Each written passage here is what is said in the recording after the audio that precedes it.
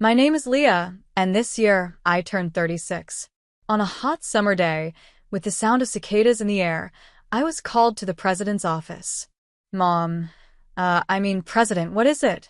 I asked. She was fanning herself, looking bothered by the heat. Without turning to look at me, she said bluntly, I've decided to hand the company over to your sister. You're fired as of today. The sunlight streaming through the window was so bright that, for a moment, I couldn't tell if this was real. What? I think I let out a stupid-sounding voice. My mom glanced at me with annoyance and said, Didn't you hear me? You're fired. We don't need you here anymore. Move out by the end of this month. She snapped her fan shut, looked back down at her papers, and acted like the conversation was over. I stood there in silence, the sound of cicadas buzzing in the room. Slowly, her words sank in. Are you still here? Get back to work, she scolded. I muttered, if you'll excuse me, backed out of the office, closed the door, and stepped into the hallway. Our company was small, just a 3-story building with about 20 employees. We did demolition work, and it was a family business. My mom was the president. My aunt and her husband were the vice presidents, and my mom's cousin and their spouse were the managing directors. Almost all the power was in my mom's hands. After high school, I worked at an accounting firm. But when I was 26, my mom told me our company didn't have an accountant. Are you going to abandon your family in trouble? You be the last to suffer, she said, basically forcing me to join the company. Once I was there, I wasn't just doing accounting. My mom dumped everything on me, clerical work, random tasks, even sales calls when we were shorthanded. I ended up doing a little bit of everything for the company. I worked hard every day from morning to night, trying not to cause trouble for anyone. Somehow, I managed to keep up with the work for over 11 years. Meanwhile, my sister Mary, who has chosen to take over the company, was 4 years younger than me. She's 33 now and has only been with the company for 3 years. Before joining us, Mary would often complain and quit jobs, saying, This just isn't for me. When she turned 31 and jobs became harder to find, she said, I can't work for such low pay, and stayed home doing nothing, not even looking for a job. That's when my mom said, There's a perfect job for you, Mary, and welcomed her as a managing director at our company. I've been with the company for 11 years, but I'm still just a regular employee. The way my mom treats me and Mary so differently surprised everyone, but I wasn't shocked. I always knew my mom favored Mary, even when we were kids. For the beautiful Mary, my mom would buy her all kinds of clothes and toys, saying, You're so adorable, Mary. This outfit looks perfect on you. But for me, since I wasn't as cute, she'd say, This is good enough for you, and give me hand-me-downs from cousins or neighbors. As a child, I didn't understand why I was treated this way. I just wanted my mom's attention, so I worked hard, helped out, and studied a lot. Even when I got straight A's, my mom barely glanced at my report card before stamping it.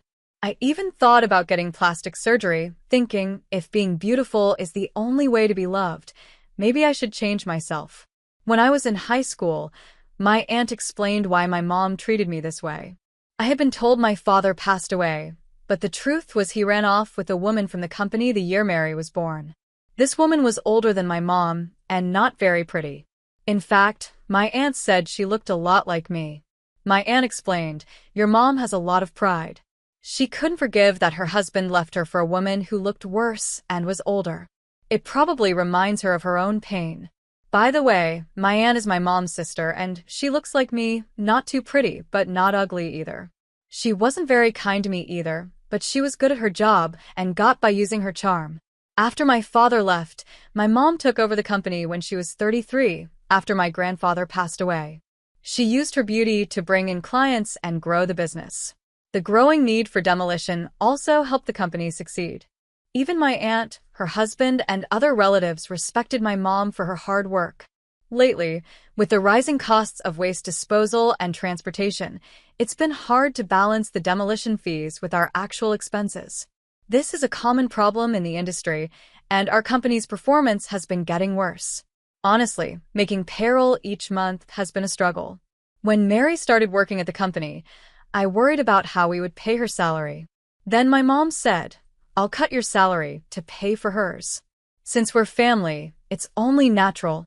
I tried to explain that even cutting my salary wouldn't cover a managing director's pay, but she snapped back, "It's your job as a veteran to figure it out. Just do it." Hesitantly, I suggested, "Shouldn't Mary start as a regular employee first?" My mom glared at me and said sharply, "Who do you think you're talking to? That's not your place to decide." At that time, we all lived in the same house. I paid $2,000 every month, but Mary didn't contribute anything. Even after she started working at the company, she didn't help out financially at home. Growing up, I had always taken care of household chores because my mom was busy. It felt natural to take on those responsibilities, but Mary acted like it was normal for her to do nothing. "Sis, isn't dinner ready yet?" she would ask. Even when I was working late, Mary would call to hurry me. "Hey, I'm at work. Can't you make something yourself?" I'd say. She'd reply, "What should I make? The kitchen is your domain, right? I don't want to mess it up and get scolded. Remember the last time you got mad at me?" She would bring up some long-forgotten incident, using it as an excuse not to cook. So I would rush home, cook dinner, and then head back to the office to finish my work. Mary didn't clean or put things back in their place either. If I pointed it out, she'd hold a grudge or use it as another excuse to avoid helping. Lately, my mom has been taking Mary out on more business trips, so I haven't needed to cook as much. But these outings have added to our expenses, putting more strain on us. This year, my mom turned 64. She's been complaining more about body aches and how drinking too much is taking a toll on her health. I was called into the president's office and told, "I'm handing the company over to Mary, so you, the ugly duckling, are fired as of today." Given how my mom had treated me in the past, it wasn't surprising that she'd choose Mary to take over the company. Thinking about it, Mary is now 33, the same age my mom was when she became president. Maybe my mom believed Mary could use her looks to attract clients, just like she had. Still, being fired because of my appearance was something I couldn't accept. Even if they gave my salary to Mary, I didn't see how it would make a real difference. When I talked about this with my aunt, she said she had already heard that Mary would become president, but the news of me being fired was new to her. After thinking for a moment, my aunt said, "I'm not entirely sure, but it seems Mary doesn't like it when people say, 'Don't worry, we'll ask Leah,' whenever she wants to do something. Maybe that's part of it. But that's because people stopped asking Mary for help because her work was so sloppy, right?" I said. It was true. Mary often missed deadlines, messed up phone calls, and her work was full of typos. Despite her past job experience, she had relied on her looks, and men around her often covered for her mistakes. As a result, she never really noticed her lack of skills. My aunt nodded in agreement. "That's true, but she probably thinks you're in her way," my aunt said. She sighed deeply and added, "Oh dear, I can't believe your mother is firing you. This will hurt the company." But even though my aunt seemed to understand, she wasn't the type to stand up to my mom. I felt disgusted to be related to my mom, my sister, and even my unreliable aunt. "So both Mom and Mary dislike me," I said, feeling defeated. My aunt hesitated before replying, "Well, yes. Your mom is harsh, but maybe you'd be better off working somewhere else. You're too capable to stay here." There was a small hint of kindness in her eyes as she suggested I leave the company. Standing there in the red glow of the summer sunset, I stared at the horizon, watching the heat waves rise in the distance. Maybe it's time to let go. A sense of freedom began to fill my chest. I turned to my aunt and smiled calmly for the first time since joining the company. She looked surprised but gave me a sad smile in return. For the rest of the month, I stayed busy preparing handover documents and organizing things so that anyone could understand them. Before I realized it, my last day had arrived. At the end of my last day, I went to the president's office. The sound of cicadas was gone, and my mom and sister were laughing and chatting. "That salesman definitely likes you," my mom teased. "No way. That bald guy?" "Absolutely not," Mary replied, and they both burst into laughter. They didn't notice I was there until I coughed on purpose. Mary looked puzzled and asked, "What's up?" "We don't need dinner today," I said. "Today is my last day here." Thank you for everything. Oh, was that today? I totally forgot, Mary said, and they both started laughing again. Knowing I wouldn't have to see their faces anymore felt refreshing. I'm also moving out of the house, so please take care, I said, bowing. My mom replied with a robotic, yes, thank you for your hard work. I closed the door without emotion. As I walked away, I could hear Mary's voice from inside, saying, now we won't have to see that annoying face anymore. Just watch me, I muttered to myself as I left the company I had worked at for so many years. A week later, after finishing some paperwork at a school, I checked my phone and saw 15 missed calls from my mom in just 5 hours. A bad feeling came over me, so I put my phone on silent mode and went on with my errands before heading home. The calls didn't stop. By the next morning, there were 90 missed calls, the last one just after 1 a.m. I had no intention of calling her back. To me, she was now a stranger, and I didn't want to hear her voice, afraid it might make me give in to her demands again. For 36 years, my mom had controlled me. To finally break free, I decided to ignore her calls completely. I could have blocked her number, but I didn't. I left the calls as proof in case she did something extreme. At first, seeing nearly 150 missed calls a day was overwhelming. But over time, I got used to it and even felt a little satisfaction imagining her struggling without me. It was then I fully realized how badly she had treated me. A year has passed since then. The calls eventually stopped, and I have no idea what's going on with her now. Over the past year, I worked different temp jobs while taking an online course to become a tax accountant. I passed the exam successfully, thanks to my previous work experience and the variety of tasks I had handled before. Working at my mom's company had taught me how to manage operations, and those skills made me valuable in my new job at a big accounting firm. For the first time, I appreciated the tough years at her company because they had prepared me for this. My new workplace was completely different. My coworkers were kind, and we supported each other with our work. It was nothing like the old days when everything was dumped on me, and I had to figure things out on my own, often working late into the night. One day, while visiting a client near my mom's company, I noticed the windows and entrance of her office were dirty, and the houseplants I used to care for were completely dead. On my way back, I unexpectedly ran into my mom as she was leaving the company. When she saw me, she exclaimed, "Oh," and walked toward me. Instinctively, I covered my face with my bag, worried she might scold me. But to my surprise, she spoke in an oddly sweet voice. "Oh, Leah, where have you been?" I felt disgusted and stepped back.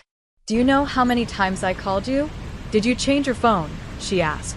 It seemed it had never occurred to her that I was ignoring her calls on purpose because I didn't want anything to do with her. Ignoring my shocked expression, she continued, "Oh, but I'm so glad I found you. Look at the state of this company. Isn't it terrible? Come back starting tomorrow." "I'm not mad." "What?" I said, completely confused. "I said I've forgiven you for leaving a year ago. So, come back to the company tomorrow," she added. It took me a moment to process what she was saying. In her mind, I was still the young me who had come running back to her, begging for forgiveness. "Mom, I'm already working at another company, and I'm happy there," I said, hesitating. Her expression suddenly turned angry. "What? "Even though our company is falling apart, you care about some other job? You belong to me," she yelled in the middle of the street. I snapped back. "Wait a minute. You're the one who fired me, remember? What about Mary? What happened to her?" Snorting, she replied sharply, seriously. "I thought Mary would be helpful, but she messed everything up by dating for clients at the same time. Once they found out, it all fell apart," my mom said. "It would have been fine if she hadn't gotten caught. After that, I kept her in the office so she wouldn't be seen, but she can't even clean properly, and she's terrible at accounting. We can't afford to hire someone else, so it's been really troublesome." After venting, she smiled at me and said, "That's why it's your turn, Leah. The office has been a mess since you left. You need to take responsibility." Before I quit, I had created a detailed handover manual and explained everything to Mary. But she probably never looked at it, and my mom likely ignored what I told her. Even if she did listen, She either doesn't remember or pretends she didn't hear. After all, she's the one who fired me, so there's no responsibility for me to take. Besides, ever since you left, we've lost several clients. Don't you think that's strange? She added. They said they couldn't trust us anymore because you were gone. That's why I want you back. I had worked at the company for many years and knew several clients personally. Even though my mom constantly insulted my appearance, there were people who valued my skills. When I resigned, I called to thank the clients who had supported me. Some of them asked why I was leaving, and I decided to tell them the truth. It was my last chance. After hearing how I was fired, some of those clients decided to stop doing business with my mom's company. It made sense. My mom's way of handling things was always the same. She pushed through by force, blamed others when things went wrong, and left the cleanup for someone else. That was how the company had always operated. I bit my lip, thinking of my new coworkers. They were kind and professional, showing me what a healthy work environment was supposed to be like. Compared to that, my mom's company felt like a completely different world, a toxic one. I reminded myself not to give in to her pressure again. Responsibility or not, you're the one who fired me, Mom, I said firmly.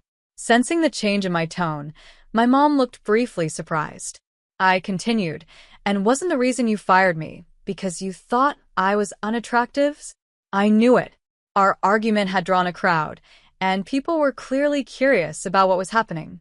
My mom, noticing the stares from everyone around her, hesitated and said, "Did I really say that? Maybe you misheard me." "No," I said firmly. "I heard you clearly.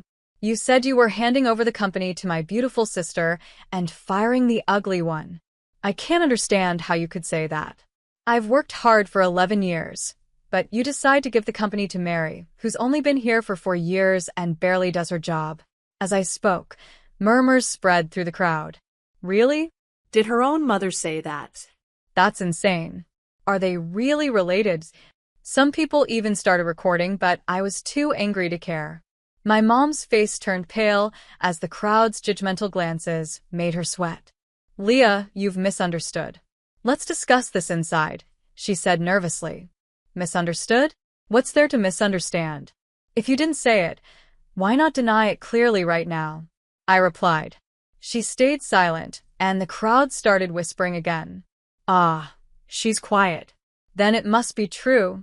I can't believe it, people said in disbelief. Suddenly, my mom snapped. Enough. It's your fault for being ugly and gloomy, she shouted. Ugly people should just quietly obey the beautiful ones. That's all you're good for. Her harsh words shocked everyone. People quickly started filming her outburst. Soon after, a video titled "Ugly Should Obey the Beautiful" began spreading online. The video reached my mom's business contacts, and one by one, companies stopped working with her. Over the next year, her business suffered as her words came back to haunt her. After I left, the company got into serious trouble. There were issues with illegal dumping and falsifying records, really big problems. As the video of my mom spread, clients started cutting ties one by one. In the end, the company went bankrupt. Without any income, my mom and Mary came to my apartment once, but I didn't open the door. Eventually, they moved into an old, rundown studio apartment that was over 46 years old and didn't even have a bath. They lived in fear of creditors while working part-time and temp jobs. Mary, still trying to use her looks to charm male coworkers, quickly became unpopular at every job. She had to keep changing jobs because no one liked her. As for my mom, the video of her outburst never disappeared from the internet. She was avoided by her coworkers and ended up working alone, quietly and in shame. Meanwhile, my life took a much better turn. At my new job, I met a boyfriend. He's not very handsome, but he's sincere and hardworking, and he appreciates how dedicated I am to my work. We're planning to get married soon. Now, I feel truly grateful that I've always taken my responsibilities seriously.